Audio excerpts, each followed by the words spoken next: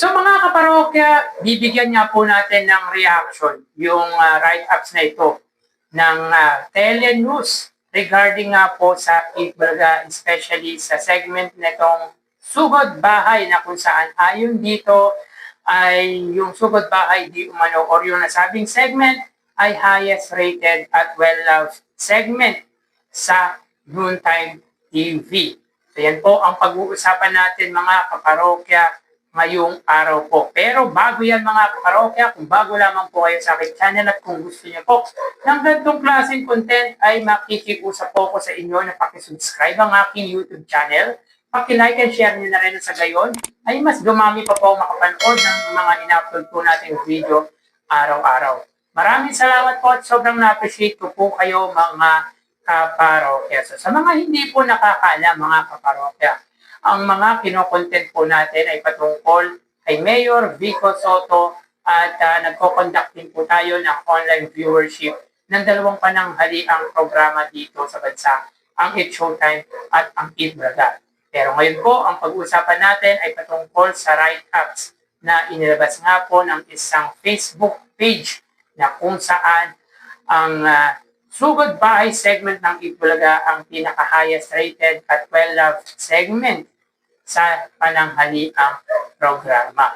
So magpapakilala po muna ako sa inyo mga kaparokya. Kung nga po pala si Mervin, the man behind Kaparokya TV. So kamusta kayo mga kaparokya? Naway nasa mabuting kalagayan kayo habang pinapanood niyo po ang video ko na ito.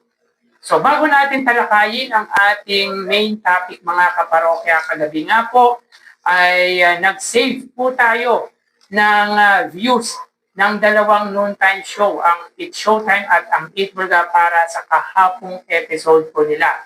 Ito po ay yung mga team replay, yung mga hindi po nakapanood ng live ng Itbulaga at ng It's Showtime dahil siguro mga kaparokya, busy sila sa trabaho. Nasa trabaho sila that time or nasa eskwelahan po. May pasok po yung ibang estudyante sa eskwelahan. And of course, mga kaparokya, yung mga OFW, marami pong OFW na late na nga pong nanonood ng It's Showtime at ng Itbulaga. So yun nga po mga kaparokya, as of 11 p.m. Dito po ay naka-indicate yung military time which is 2300. So dito, ang It's Showtime po mga kaparokya, meron po silang 533,066 views. Ang Itbulaga naman po mga kaparokya ay may 489,000 views. So dito mga kaparokya ay lamang po ng 44,066 views ang It's Showtime. Meaning mga kaparokya ay mas pinanood niya po ang pananghaliang programa ng madlang people kaysa sa Itbulaga. So, siguro mga kaparokya dahil busy nga po sila ay hindi po nila napanood ng live. Kaya pagdating sa late viewership natin mga kaparokya na isinagawa ay lumamang nga po ang It's Showtime ng almost 50,000. So paramihan nga pong viewers mga kaparokya ng dalawang pananghaliang programa pag late, tulad nga po ng 11 p.m. dito or 11 ng gabi, ay usually yung mga viewers nito, kundi OFW, ay yung mga hindi po nakapanood ng live dahil na po busy sa trabaho or nasa eskwelahan. So kahapon nga po ay ang grand finals ng Tawag ng Tanghalan Duet na kung saan ang nagwagi nga po ay yung OST Dreamers na nakapag-uwi ng 500,000 pesos. At ang Itbulaga naman po mga kaparokya, yung muling pagbabalik ng The Clone ni Elvis Presley na si Jerome Evar Gomez. Yun nga po mga kaparokya, dito ay lamang ng 44,066 views ang It's Showtime. So wagi po pagdating sa team replay ang It's Showtime. So mapunta tayo mga kaparokya sa ating main topic.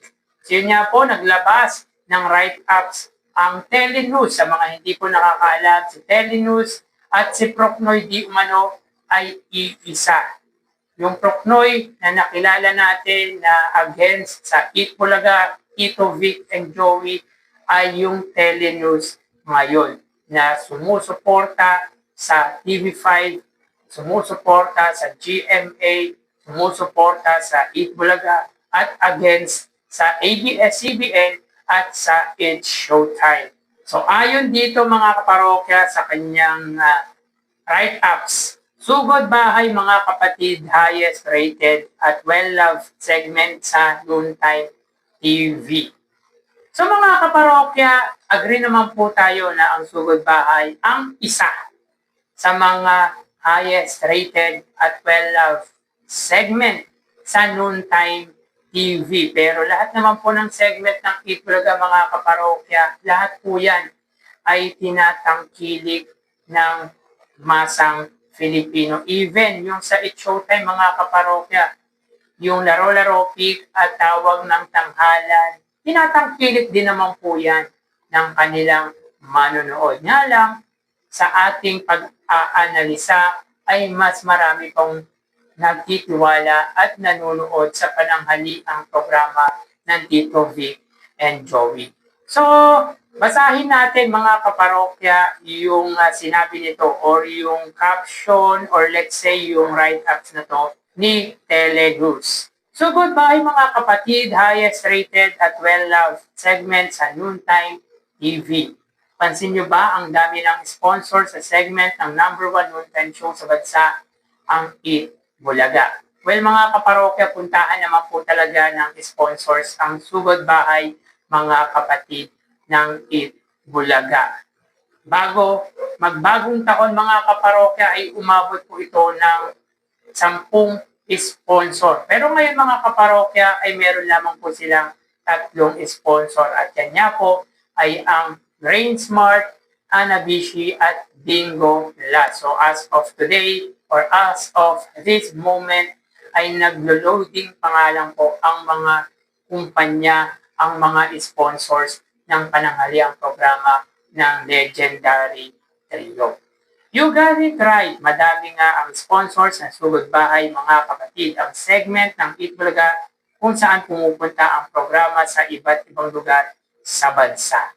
So yun po mga kaparokya, tama naman po pumupunta sa iba't ibang lugar dito sa bansa. So dito sa segment na ito ay natutunghayan natin ang iba't ibang kwento ng buhay ng mga Filipino.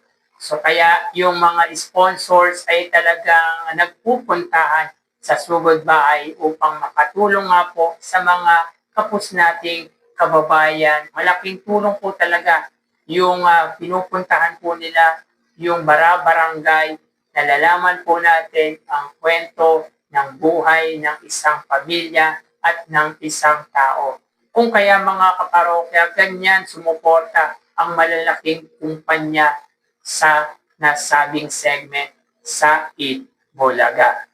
Dala nila ang pakwela, papremyo, palaro, saya at minsan pa nga kwentuhang mapagkukunan ng aral at inspirasyon. So yun nga po mga kaparokya, tulad ng ating sinabi, nalalaman po natin yung iba't ibang kwento ng buhay ng mga Pilipino. Nagbibigay nga po ito ng inspirasyon at napagkukunan po natin ng aral. Kaya agree po tayo na well-loved at talagang high-rated segment ang Sugod Bahay. Pero lahat naman po mga kaparokya, tulad po ng sinabi natin, lahat naman po ng segment sa Eat Bulaga at sa It's Showtime ay tinatangkilik ng kanilang mga solid viewers. Ito na ang well-loved noontime segment sa balat ng television ngayon. Dahil well-loved ang segment na ito, marahil ito rin ang highest rated segment on noontime TV. Nakapagparehistro ang segment na ito ayon sa Nielsen Nutam na 7.32 rating points laban sa laro-laro pick ng It's Showtime na 3.88%. So mga kaparokya, sa percentage or sa ratings ay hindi po tayo masyadong So mga kaparokya, pagdating sa ratings na sinabi nga po ni Telenews ay medyo hindi po tayo agree. Then alam naman po natin mga kaparokya, pagdating sa coverage, sa signals, ay hamak na mas malawak nga po ang naaabot ng It's Showtime sa pamamagitan niya po ng GMA Network. Yan po ang isa sa dahilan kung bakit mataas ang ratings ng It's Showtime kesa sa Eat Bulaga. I'm not saying na mababa po ang ratings ng Eat Bulaga. Sinasabi lamang po natin na malabo po yung 7.32 rating points ng Eat Bulaga kesa sa 3.88% ng It's Showtime. Maybe nasasabi niya lang po ito sapagkat ayaw nga po nito ang ABS-CBN at ang It's Showtime. Pero huwag na po tayong magplastikan mga kaparokya. Pagdating sa ratings ay mas angat nga po ang It's Showtime dahil nga po sa mga advantages nito sa katapat na programa. Pero yung 3 to 4% TV ratings ng Eat Bulaga is not bad mga kaparokya.